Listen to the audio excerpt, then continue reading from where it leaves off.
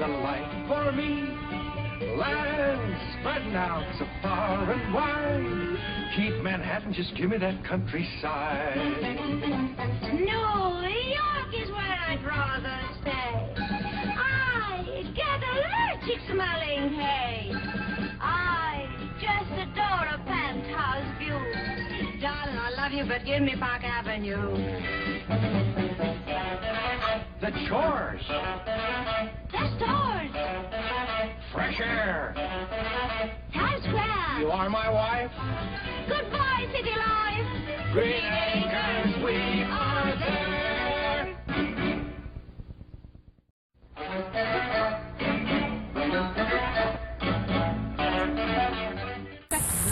Hi, I'm here with Gina and Tonya from Green Acres Organic, and I just wanted to find out more about their aquaponic farm. You ladies can tell me more about your farm and how it started. Sure. We were in the construction industry, and it was a great industry to be in for quite a long time. And then it crashed, and we had to figure out something to do. And we had been introduced to aquaponics at a place in Dade City called Morningstar Fishermen. They have an incredible mission there to solve world hunger with aquaponics. And we thought about it and said, wow, can we do this commercially? So we started doing some research, and everything we found at that time said no. And even the folks at Morningstar said no, we can't do it commercially, that just won't work. And a lot of people, we figured, just said that because nobody was really doing it at the time. There's no data available to prove it. And even the data we did find actually said it didn't work. But we did our own research, and every time we did some research and we compared the cost of growing aquaponically compared to traditionally, it was a lot less. So we decided to go for it anyway. And then we found Friendly Aquaponics. We kind of just stumbled upon their website one morning, and that was it. And we were like, wow, they're not only doing it, but they teach people how to do it. So they're located in Hawaii, correct? Yep. So we were off to Hawaii. It was actually about 4 or 5 months out when we registered for the course. Nice vacation. It was, It was an awful business trip to take. It was bad, Terrible.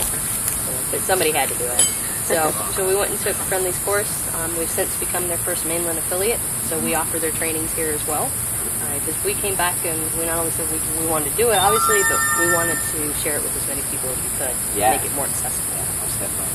And that just goes to show you, I mean, right now we have a couple of volunteers from USF, and they're all working on helping grow your farm a little bit. If you ladies want to tell me about your vision of the farm and what you would like to see happen over the next couple of years. Sure. We intend to expand. That's what we're starting right now is our first expansion. We currently have 1,000 square foot of grow space. We're adding another 1,000 in. And that's just to supply locally. Ideally, we would really love to see a lot of small commercial farms like ours sprout up everywhere. That's part of our mission and why we do our training. Eventually, we'd like to create something called a distribution hub. And it would take care of things like cold storage and marketing and transport, and take care of all those things that are really kind of hard for the small farm to deal with. And then we can really start decentralizing our food supply and having it localized. And then we can just have this great hub supported by all these little aquaponic farms. My phone's going crazy, I'm sorry. And then we can, have a way to get it out to the consumer too. Great. Is there anything else you would like to add? It's a wave of the future. We think it's a farm revolution. A lot of people talk about the food revolution. Well, it needs to start with the farm first. Yeah. And a lot of people think that food comes out of a box or from the grocery store shelf, but this is where it comes from. And we think it's the best way to grow food. It's the safest way. It's the most environmentally friendly way. And whether you're going to do it commercially or if you're going to do it in your own backyard, everybody needs to do aquaponics in some form. Yeah. And what's your ladies' website address? It's greenacreorganics.biz, B-I-Z. All right, I'll make sure to add that. All right. Thank you very much. And if you want to add anything else? Another goal is to pretty much make organics more affordable to the masses. We don't think you should be wealthy to eat healthy. Yeah, most definitely. Well, thank you very much, ladies, for having me out and the rest of us out to help you expand your farm. Thanks for coming. Thanks, Eric. Thanks. This is the micro system, and it's got a 300-gallon tank in there, and it feeds these 2 troughs. You're recording? Yeah. Looks like they have chamomile in there. Oh, yeah. Either chives or leeks or something. Do you mind being on camera, Dave? They have this whole introduction because they have people that have never been here before, but you guys are regulars now. And so I'll skip the whole part of why we do it and why organic? You guys pretty much I'm sure know why you should eat organic. We'll skip all over that.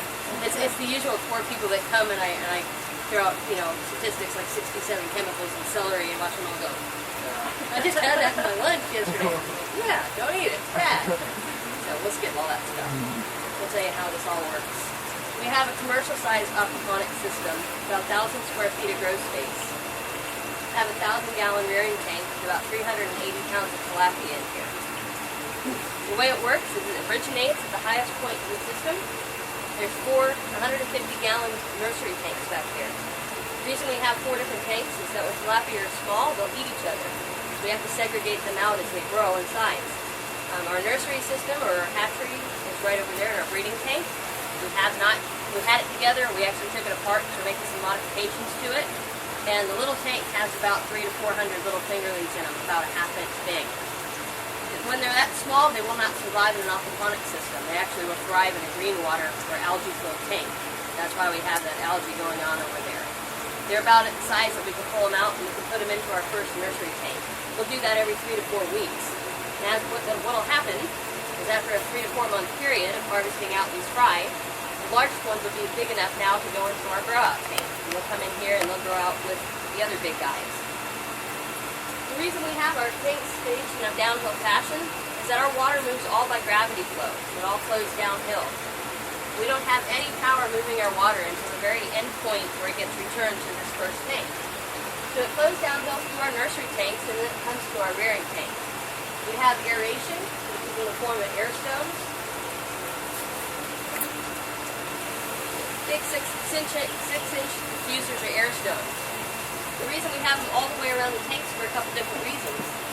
Not only to provide sufficient aeration for our fish to ensure that they can stay alive, we have to keep DO levels at least above 5.0 parts per million. It also keeps the solids suspended, churned up in the water. So we have this little jacuzzi effect going on. Also, the fish swimming around keep everything churned up as well. And what that does is that helps get those solids to flow out of our tank and into our rearing tank. When we first started doing this, we had a lot of questions. We had taken a training with Friendly Aquaponics in Hawaii. And we were concerned about our water quality because we kept seeing poop floating around. So I called Tim up in Hawaii and I said, Tim, I think there's something wrong with my water quality. I don't think it's working. He said, why? And I said, I see poop. He goes, guess what? They poop all the time. Oh, okay. So I guess it's all right. We stopped worrying about that. And we now have our solids get all the way out to our settling tank. We've taken net and dragged along the bottom. We don't pull anything up, so we know it works really well. So it flows out and it flows again downhill to what is called our solid settling tank. You can see we have a baffle system in here. And what this does is it disrupts the water flow. So as the solids come out into this tank, it hits this first baffle, it goes underneath it, goes over the middle one, and then it travels again under the end one. What it does is it helps those solids settle to the bottom, and this is a conical shaped tank. So they'll all go down to the bottom and stay there. We recently had a tadpole event, and we weren't really worried about it. We thought, oh great, it's free fish food. We don't mind, we have a bunch of tadpoles in there. And then we found out that they did something else. They started eating all the solid waste. It was again a great thing, because normally we have to pull this baffle out. It's one whole contiguous system here. We take it out, we drain the tank down, and we shop back out these solids. We really don't like having to do that for a couple reasons. It's not a real fun job to begin with, but also we're removing out something that's very valuable in this system. But the way we have our system worked out with the RAS system is that the solids can't stay in it. If they stay in there for too long a time, they'll become anaerobic. And what happens when things go anaerobic in an aquaponic system is they do two things. They give off ammonia and they steal oxygen. Two things that we don't need them to do. So we remove those solids out. So now we have these tadpoles in here and they're doing this wonderful job of eating the solid waste and breaking it down. And what are we getting? We're getting additional metabolization. That's what makes this whole system work.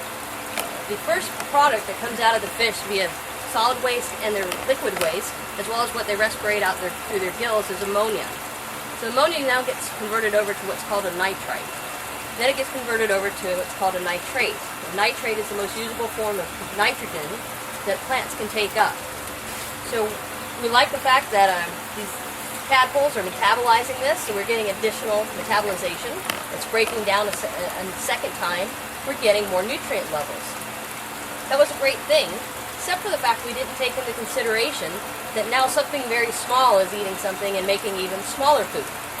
And what that did is it clogged our filter in our next tank. If you have a system like this, guaranteed if something's going to clog, it's going to happen at night when you're not out here. So we came out one morning, everything had overflowed here, our last trough was empty, and our pump was burned up. We filled it all back up, went to the farmer's market, came home that afternoon to find it happened again. We hadn't quite pieced together the fact that our tadpole friends here doing us a great favor, but they clogged our filter. We've since made some modifications to that. Now we don't have that clog issue. We've installed a float valve, so if that trough for some reason gets pulled dry, our pump turns off after we burned up 2 of them. It takes us a little while to figure things out, but we get it eventually. So after we leave our solid settling tank, anything that gets through, anything that's a fine solid that stays suspended in the water, now goes into what's called a net tank. Anything in there. 3 days ago, we had solids floating on the top, and the screen was completely covered. And then I threw these guys in here. Now this is something we also have to clean on a regular basis. Dave was here the first time we did it. Now there's this joke that the folks in Hawaii, there's this awful, awful picture of Suzanne on our website doing this cleaning of this net tank. You know, her face looks like she's in pain. And I couldn't imagine what could be so bad about cleaning this net tank out. You know, so we started doing it, we pull it out. Well, this wasn't so bad until we pulled it apart and the fish poop went flying and covered all of us. And then we had the same horrible look on our face. Now we knew why. So as we leave the net tank, we flow again downhill to what's called our degasification tank, or a degas tank. We have 3 large air stones in there, and what that's doing is introducing oxygen to our water. It's burning off anything harmful, such as methane, and taking it out of the water before it goes out to our plants. It's also helping to burn off things like carbon dioxide. We could actually pump carbon dioxide into here, and the plants could use that. It would be a growing benefit. But with an open-style greenhouse, we wouldn't gain anything, so it's not something we employ. So as we leave our degas, it flows again downhill, and it goes underground, about right underground where Eric's standing, and it comes up into our first trough. Our troughs are 48 feet long and 4 foot wide, and it is a constant flow. Goes into that first trough, travels down to the far end, comes over to the next one, travels up here, and continues to do that in an S fashion until it gets to the very last trough. Now a lot of people think, well, if everything's starting here, and our water and our nutrients are starting right here, well, we must have a lot of weeds from it, and it's not without a plant, so the far end, we've probably got it there. That's not the case. The bacteria that do all the transformation live on all surfaces of the system. They're on the bottom beneath the underside of the raft, they're on the surface of the liner, and they're on the surface area that is actually the greatest thing in the whole system. It's all the plant roots. That metabolization actually occurs right there at the cellular level of the plants. And not only is this transformation occurring, plants get to take those nutrients up right at their root level. That is why we can grow at such a drastic difference in density as compared to growing in the ground. When they're in the ground, they're competing with all the other plants around them for those available nutrients. And right now, as far as available nutrients in soil, there isn't any. That's why there's so much intensive fertilization. We're trying to replace what the plants have already depleted. In this situation, we don't have to replace anything. There's always a constant supply of nutrients, and there's not that competition for those plants. So we can have a really dense planting. We could actually plant even twice as dense as we currently do, if we were growing things like leeks or chives that were very small and didn't take up a lot of space. For heads of lettuce that tend to get about this big, we'd overcrowd them just in the sheer matter of space, and not because of nutrient availability. We continue to flow downhill through our system. Gravity is still moving our water. Each drop is 1 inch lower than the preceding. It's a little bit hard to see, but it actually flows downhill. So by the time we get to our last drop, that's where we finally bring our pump into the picture. And our pump is a really teeny, small, magnetic dry pump. It's about that big, runs on less than 20 watts, and it costs us less than $20 a month to operate. We can easily put that on solar and not use any energy whatsoever to move water in the system. So the pump goes over here behind this wall, and it returns water to the start of our system here, and that's that pipe on the right.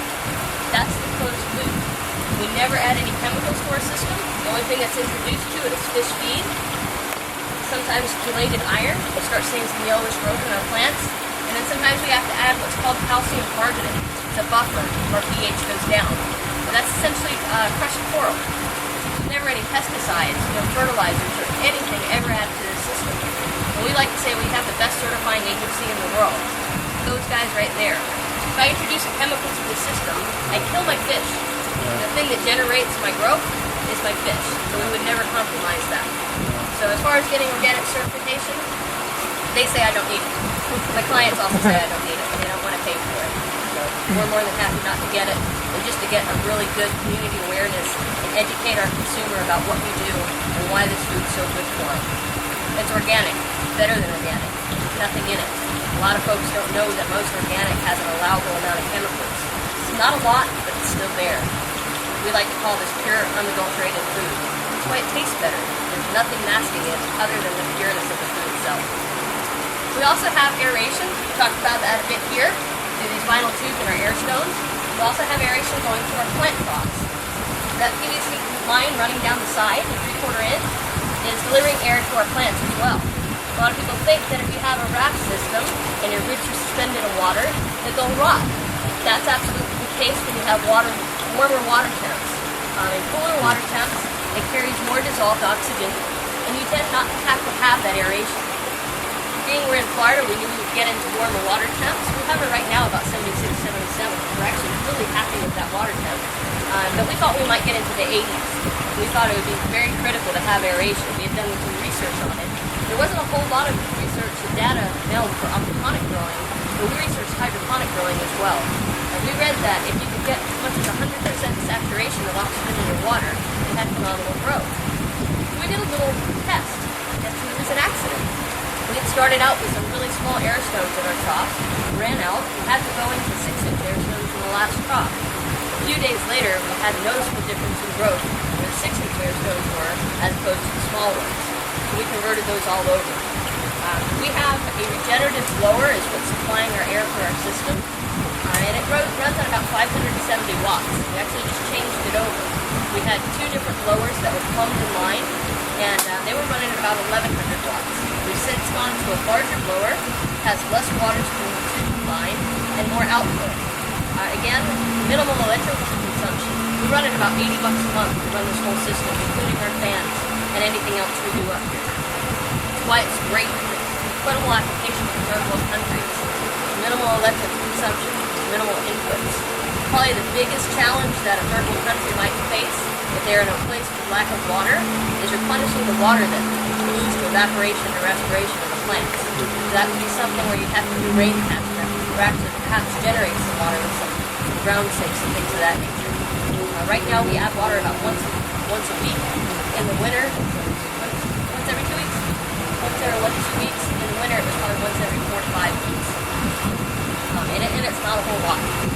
So again, closed loop of the system, incredibly efficient, eco-friendly, and what we've essentially done is created an ecosystem in a man-made container.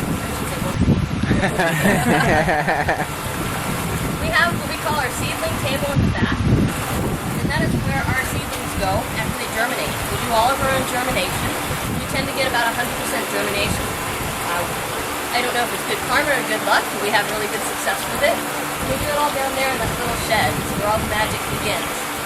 We start our plants down there, and as soon as they are rough and germinate, they come out here and they live on our seedling table for about 2 to 3 weeks. And they're about 1 inch to 1.5 inches when they come out into the system. It's also fed with system water, so our seedlings, even though they have their own supply of nutrients, we give them additional nutrients because it's coming out of that trough that we're standing next to. We have a pump that pumps it up to that seedling table, and it's fashioned so it flows downhill to the left, then it drains down to the bottom, and flows back to the right, and goes right back into the system.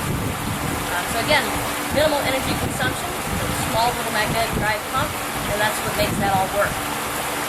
We also have some media beds in the back of our seedling table, so we're starting to play with that a bit. We have been big advocates for raft and EWC. Now there's different types of aquaponics. You have media-based, flood and drain, barrel ponics is something that's really popular, minotine. There's vertical growing, and there's also NFT, which is nutrient film technology, where you flow water through channels, and the roots pick the nutrients via the channel. The reason we went with raft is it's the least labor intensive. It's very easy to plant. We basically pick up a raft, sit it on some sawhorses, and we drop net pots into this raft. Tonya's favorite joke is, oh my gosh, my back hurts because it's so easy to do. We're not bending over, we're not tilling soil, we're not pulling weeds. We're just putting it in there, taking this piece of foam and floating it down the trough. Done. The reason though we want to add some media is that media systems tend to carry higher nutrient levels. And the reason that is because you have red worms that live in a media system. And what they do is the exact same thing that the tadpoles are doing for us right now. If we could keep tadpoles in here year-round, we'd probably be in really good shape. We can't. We know it's just right now because they're doing their thing. In fact, we see them doing their thing all over the place. So we weren't surprised when we saw them in here. So we're going to introduce a media system, and we're going to actually convert that first trough, and eventually probably the second one as well, to a media bed. We already had a great height of 12 inches for media. That's a desired depth for media. We'll add red worms, and then we'll eliminate our solid settling, because now we want those solids to flow out to our media bed, where those worms will metabolize and convert that solid waste over to additional nutrients. So we're going to get a couple benefits out of that. We'll get more metabolization, a higher nutrient level. We'll be able to grow more fruiting plants than we currently do, and we'll also be able to grow plants that don't like to be wet all the time. Things like peppers, eggplants, some tomatoes, spinach. I'm sure there's many more that we haven't even stumbled on yet. Cilantro, parsley, they just don't like to be so wet. No matter how much oxygen we infuse and introduce, it doesn't matter. With a flood and drain media bed, it gets the added oxygen by water draining out, and it also gets to dry out. So those plants will proliferate in there, whereas they won't here. And that's going to help us out a lot. If we run our own buying club, we'll have a lot more diversification on what we plant and grow. Alright, that's pretty much it. So if anybody has questions, fire away. I'm glad to answer. Right. What's in the fish feed? The fish feed is a soy base and a fish meal base. Fish meal base? Yep. They're cannibals? Oh, absolutely. They will. They'll eat their young. I mean, they will absolutely eat fish. They're omnivorous, so they'll eat just about anything. They will eat plant roots. We have to be very safe in ensuring that we have filters in place that fry don't get out to our plant roots and eat them. That's a good question, because part of the problem with aquaculture and aquaponics is that the feed that has to be created is coming from huge, they troll with huge nets, and they're depleting the oceans. There's actually some studies that are being said that in another 20 to 30 years, all of the oceans are going to be depleted of fish, primarily for aquaculture. Aquaculture is the fastest growing industry in agriculture today. It's like grown 500 to 600% in the last 3 years. So, what can we do about that? We are definitely looking for alternative fish feeds. There's things such as duckweed, black soldier fly larvae, things of that nature that can absolutely be processed and introduced for a high protein level for fish feed. We're hoping somebody's going to do it and figure it out. We'd love to, but we don't have the time. And it's something that needs to happen. The fact that our ocean's going to be without fish, I mean, obviously aside from that, what other kind of environmental impacts are that going to have? I'm sure they play a big role in the whole ecosystem of the oceans and how everything works. What normally happens like in their natural environment? Do they have, what do they normally eat? What do they normally eat? Yeah, what do they eat? Anything. They eat a lot of algae. A lot of people introduce tilapia to ponds to clean them up. Yeah. So you could do like aquaponics in like a pond, absolutely, right? Like yes. a smolder and yep. Have all the, make it have its own ecosystem outside. Absolutely. And the bacteria that we need, that we actually introduce to our system when we start it up, is already there in fresh water. It's in all fresh bodies of water. Yeah. So it's already there. You can absolutely run an aquaponic system off the pond.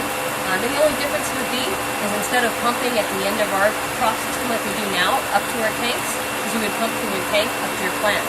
And you can fashion it so everything else runs downhill. A scale. Yep. And you can still have that minimal electrical input. Cool. Yep. We know a lot of people that are doing some pond systems. Yeah. They have ponds. They're stocked with tilapia. They're stocked with that. Nearby? Or? Some people here, all over the place. I've got one. It's taken off. It's crazy. That's what I built. I built a pond in my front yard, and I just have tilapia in it. And my goal is I'm going to do the baroponics, I'm going to do media and just drain the water into the media and then have it drain back into the pond. But it's not going to be closed loop, I don't think. I'm still having trouble with it. Yeah, well, that's probably one of the drawbacks of doing a pond system. It's not closed loop, and you have to worry about other factors being introduced to your system, via rain or your neighbor fertilizing your yard and things of that nature. So that's the only drawback to having a pond. You can't really control it. Ryan, did you have another question? And you guys said you're gonna put it in media in here. What does that look like? What do you mean? There's a couple examples back there. There's a hydrogen, which is expanded clay pellets.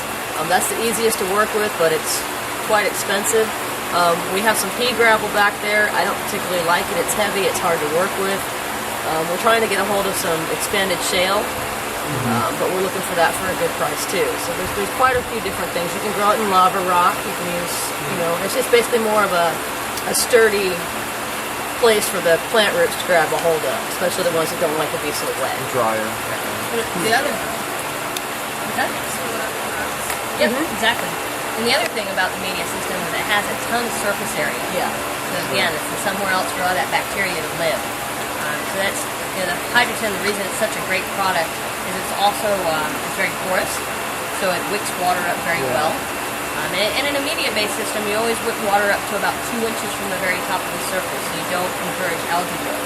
That's something that we try to minimize here. That's why all of our tanks are covered, our troughs are covered. And it's twofold. It's not only to prohibit algae from growing, because algae is a plant, and we are very greedy with our nutrients. We don't want to share it with algae.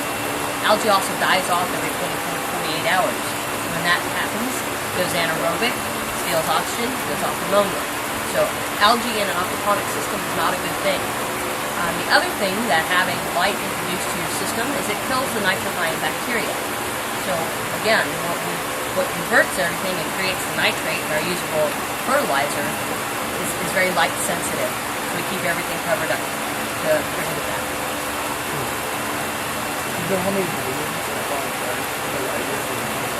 I don't. I would really love a lumen to see what we have. We currently have about 60% shade. We started out with about 40%, and then once we got into summer, it was very obvious we needed a lot more shade, especially because we grow a lot of lettuce. So we're at 60 right now. We get much slower growth, and we were pretty sure that's because we cut down our lumen intensity quite a bit. But if we didn't, we wouldn't be able to grow that lettuce. We were getting tip burn, and it just couldn't handle the heat. So that made a drastic difference. In the winter, we remove all of it. It's all removable, and we have no shade in it. How long do you for the below ones? They need to be about a ½ inch in size before they'll survive in our aquaponic system. It's interesting that they won't thrive in the system, and we think it's just because they really kind of need that available nutrients that they're getting out of the algae. And this system itself is, the longer these systems go, the more stable they get. And the really neat thing is, the guy from Hawaii, Tim, from Friendly Aquaponics, drinks the system water. That's what he does regularly at his farm tours. I think he even does it when he's thirsty. He dips it in there. I haven't done it yet. I'm going to soon. You keep threatening. I'm going to do it. I'll do it right now. And Christine's like, Double dog dare you. My question is, how do you test for your ammonia, and what do you do about it? we use test strips for ammonia, and we monitor it. We test probably once every couple weeks. When our system first started up, we tested every day, maybe even a couple times a day. As long as we have enough plant growth and we don't have too many fish, it's a nice balance. We don't have too much ammonia. We actually started having our ammonia spike about a month and a half ago, maybe 2 months ago. And again, because we're still learning, we didn't know why. And then we finally figured out when we started out with 300 pounds of fish about 9 months ago, well, guess what? They grew.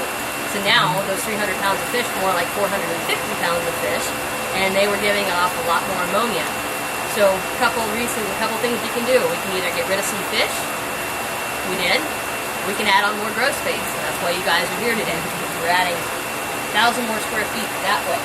So we didn't want to get rid of too many, because we need them for additional nutrient levels for the new grow space we're going to add in. We also test our dissolved oxygen. We have a DO meter, And the other thing that we test for is our nitrite and nitrate levels. Nitrites tend to stay around 0. Everything's getting converted over. Nitrates, usually around 10. Longer the system runs, I mentioned that you get a higher nutrient level. Our system down there, it's been well over a year, usually hovers around 20. Great level of nutrients. Now, different folks have different issues with startup, and Dave had a really interesting one. He started his system. You can do either a fishless cycling or you can do a cycle with fish. If you have a fishless cycle, you add ammonia. That's what you need. You don't actually need fish. You can just pour ammonia into your system. You can even use urine. We talked about that a little bit earlier. Urine has ammonia. You actually have to set it aside for a couple of days, but you can actually do what's called aquaponics. You don't need fish to grow vegetables. A lot of people are wigged out by that thought.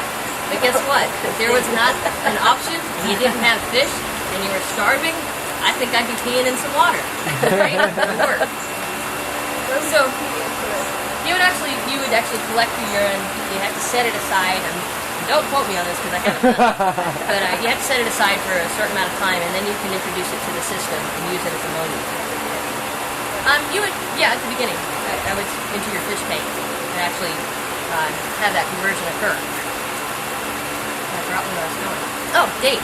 So Dave got his fish, got his plants, and he called us and said, my ammonia is going crazy. I said, well, you feeding your fish? And he said, yeah. Well, I quit feeding them. He quit feeding them.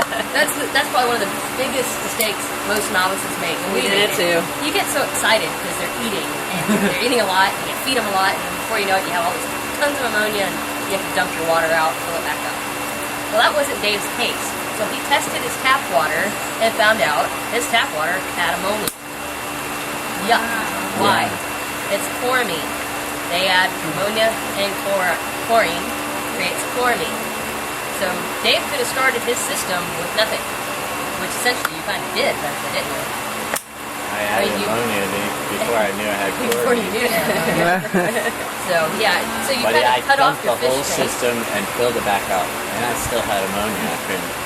It's just chloramine is basically the combination of ammonia and chlorine, and chlorine degasses. You just pour it in a big bucket. But chloramine is a more stable chemical that does not just gas out of the system. You have to add something to get it to precipitate out of your water. So you had to get I got Chloramix, which is rated for food fish, and it works almost immediately.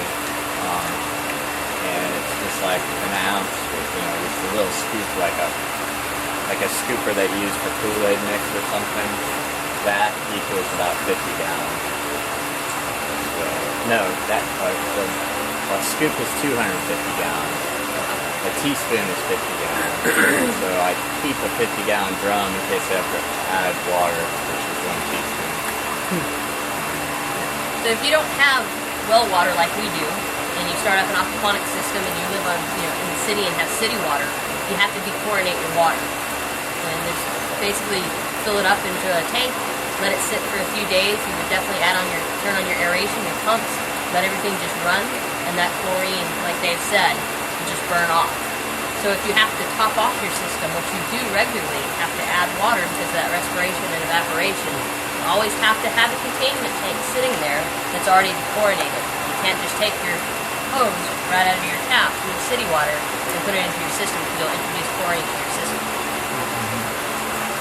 Yeah, most cities now, I've been researching this, about 80% of all city water has chloramines versus just chlorine, which basically chloramines are cheaper and they stay in the system more. So I guess most municipalities are switching over. Unless you live in like San Francisco where people actually care about chemicals in their water. And that was the biggest website I found against chloramine was a group in the Bay Area. Have you ever looked into rabbit pellets or rabbit feces for fish food? Like partially digested, but high in probably ammonia. Well, there's a reason we would never consider that. Rabbit is a warm-blooded animal, anytime you introduce a warm-blooded species, you take the risk of introducing E. coli or salmonella.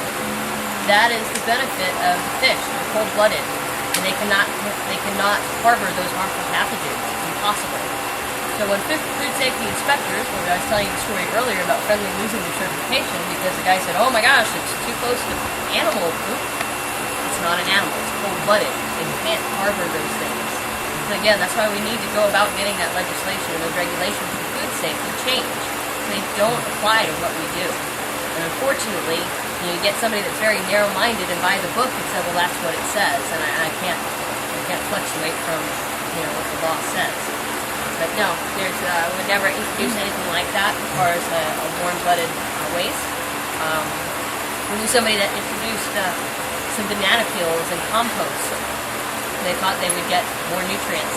Well, no, compost only works when it's compost. It has to break down. All that did was introduce something that went anaerobic in her system, took her oxygen, blew up her ammonia, and killed her fish. You have to be very careful when you think about introducing anything to an aquaponic system. So we minimize that by only introducing those things that we said: fish food, chelated iron, and calcium cartilage. That's it. Any questions? Wait, you said with the different media, you're just going to fill in the whatever you guys decide just in these little cups and still float the... No, the entire trough will be filled in with it. We'll get rid of the rafts. Oh wow, the entire trough. The entire trough. Wow. Yeah, it's something like 22 cubic yards of media. Wow. Yeah. So we're looking for an economical alternative. Yeah. The best price, we're close to 3,000 just for one trough.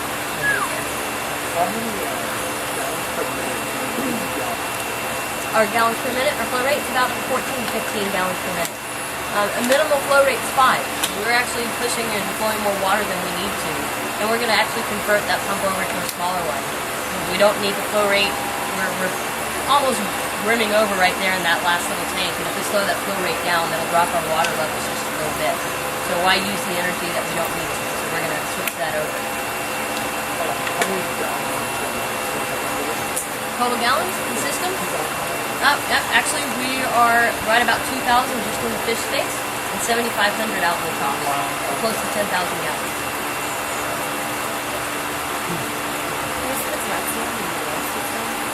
Is there capacity? I don't know. I haven't specifically tested for that.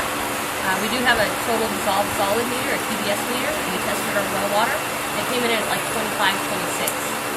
It's almost distilled water. So we're real happy with the quality of our well water. I don't think there'd be anything harmful in it. You can use irrigation, like agricultural water. If you've ever been out west, there's big, huge culverts or just ag water. You can use things like that. If you do, we always recommend that you actually add chlorine bleach to it, chlorinate it, let it sit so you can burn off anything that might be harmful, kill anything harmful in that water if you don't know your water source. These systems pretty, I'm just on a question, are they pretty water efficient? Because I don't know As far as how much they utilize? Yeah, in comparison to comparison to traditional agriculture uses 70% of the fresh water available on the planet. This uses 2% of the water that traditional agriculture uses in comparison. So yeah, that's a huge difference. The only loss, like you were saying, is evaporation. Exactly, evaporation and whatever they take up. Respiration. They respirate. If you come in the morning, everything's got little dewdrops on the points of the leaves. It's real pretty. Take close-up photos of it. Yeah, that's the only way that we lose water, unless you have a tadpole incident that goes over. So, yeah, they're incredibly efficient as far as energy and water consumption.